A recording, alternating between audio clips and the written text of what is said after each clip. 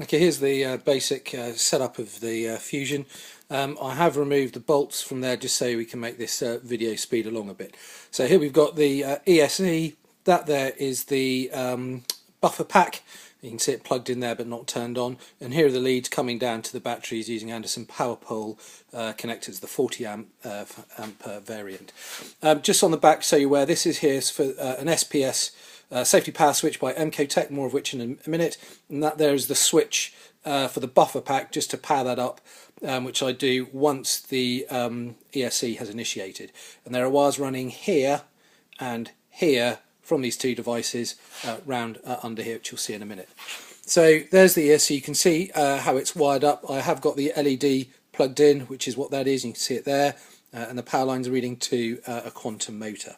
So lifting this all off, you'll see the further connections. We've got the, I'll just unplug the motor and we'll start taking this apart, and then you can see exactly what the issue is. I'll try and do this one-handed. It's not the easiest thing to do. Okay, that cable there that you see, this one here, there, which my thumb is pointing to, that there is my Spectrum telemetry sensor for RPM sensing, which I use just as a separate issue to the main sensor in the ESC. So there's the ESC. You can clearly see here that I have, in fact, before we do that, I will remove the buffer pack. That's all it is, just on there. So that's the buffer pack removed. So there's the ESC. You can see the cables going through, running into my V-bar, which is plugged in down there. See if we can pull that up from out of this massive wiring. Okay, there's the V-bar. I'm just going to unplug the various bits just so you can see what is plugged into where on the V-bar. Come on, out you come. Right, that there is just a Bluetooth extension from the V-bar, nothing to do with the power setup. So there you can see that there is the opto sensor.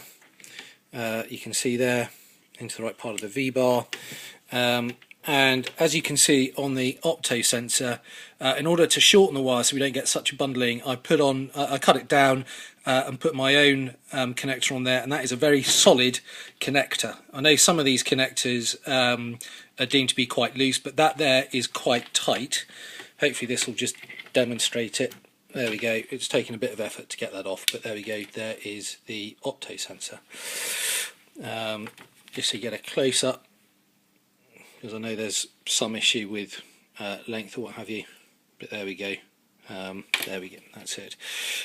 In the back of the V-bar then, you'll see here, I'll just show you the connections before I do anything.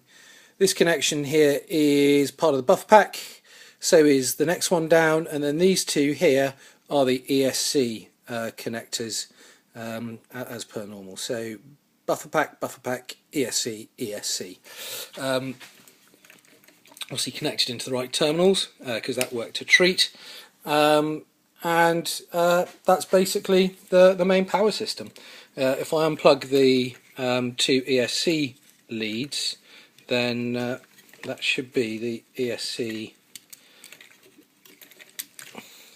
now free from its tethers. I'll just undo the power poles.